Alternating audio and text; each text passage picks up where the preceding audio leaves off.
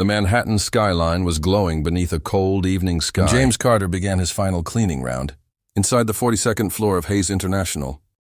Most employees had already gone home, leaving the massive corporate tower unusually quiet. James preferred working nights. The schedule allowed him to take care of his 10-year-old daughter, Emma. During the day, he prepared her breakfast, helped with homework, and made sure she got to school on time. Then after dinner, he left for work. Being a single father wasn't easy, but James never complained. He had learned to measure success differently. A paid electricity bill mattered. A full refrigerator mattered. Emma smiling when he came home mattered most. That evening, James entered the private executive suite belonging to Victoria Hayes, the company's billionaire CEO. Her office was normally spotless, but a long board meeting had left papers scattered across the desk. James carefully cleaned around the chairs, collected empty coffee cups, and emptied the wastebasket. As he moved a stack of folders, something heavy caught his attention. An expensive black envelope had fallen behind a cabinet. James picked it up. There was no name written on it. He opened it slightly to identify the owner. His eyes widened. Inside were stacks of $100 bills. James counted quickly, $100,000. For several seconds, he simply stared. $100,000 could change his life. He could pay off his car. He could move Emma into a better apartment. He could put money aside for her college education. He could even reduce his working hours. But then James closed the envelope. He knew exactly what he had to do. He walked straight to the security desk. "Where did you find this?" the security supervisor asked. "Inside Mrs. Hayes' office." The supervisor opened the envelope and froze. "This is $100,000, James nodded. "I know you're sure you don't want anything for returning it." James shook his head no. The supervisor looked at him strangely. "Most people would at least ask for a reward." James smiled. "I have a daughter. I want her to know that doing the right thing still matters when nobody is watching." Unbeknownst to James, a security camera had captured everything. Victoria Hayes was reviewing security footage in her home office that night when she saw James discover the envelope. She watched him count the money. She watched him hesitate, and she watched him walk directly to security. Victoria had spent years around wealthy executives, investors, and powerful business leaders. She had seen people lie over millions of dollars. But this janitor had just returned $100,000 without taking a single bill. The next morning, Victoria arrived at the office early. She instructed her assistant to find James. "Tell him I need to see him in my office." When James received the message, he became nervous. He had no idea that the billionaire CEO had watched the entire recording. He entered the elevator and pressed the button for the executive floor.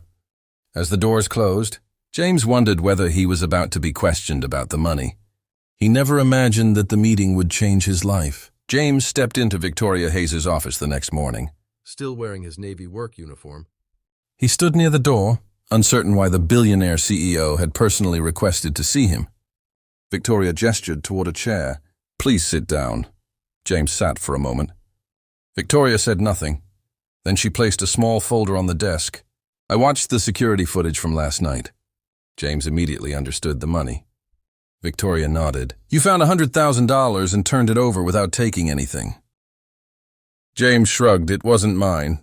Victoria studied him. "Do you understand how rare that answer is?" James smiled slightly. "I just did what I would want my daughter to do." Victoria leaned back. "What's her name, Emma?" "How old? 10. Victoria nodded. "Why do you work nights?" James hesitated. "Because I'm raising her alone. The schedule lets me be there during the day." Victoria looked at him differently now. She had assumed James was simply another member of the cleaning staff. She hadn't known that he was a father, working 2 shifts of life every day, one for his employer and another for his child. "Tell me something," Victoria said. "What would you have done if you had kept the money?" James thought for a moment. "I might have solved some problems temporarily." "Which problems?" "My rent. Emma's school expenses, a few bills." Victoria nodded. "But you still returned it, yes?" Why? James looked directly at her. "Because money can fix a bill. It can't fix the kind of person I become."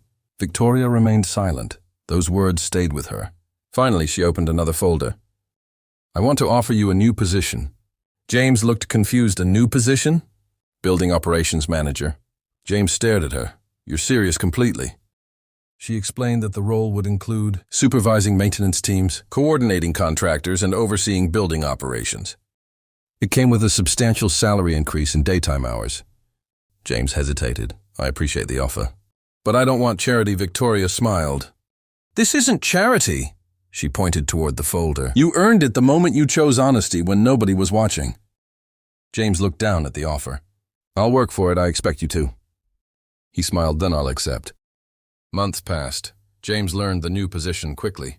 His experience as a janitor had taught him details about the building that many executives had never noticed. He knew which elevators needed maintenance, which systems caused problems, and which employees needed support. His department became more efficient. Victoria began asking for his opinion during important operational meetings one afternoon. She passed James in the lobby. He was standing beside Emma, who had come to visit her father after school. Victoria smiled. Is this your daughter? Emma nodded. James introduced them. Victoria crouched slightly. Your dad is one of the most honest people I've ever met. Emma looked proudly at James.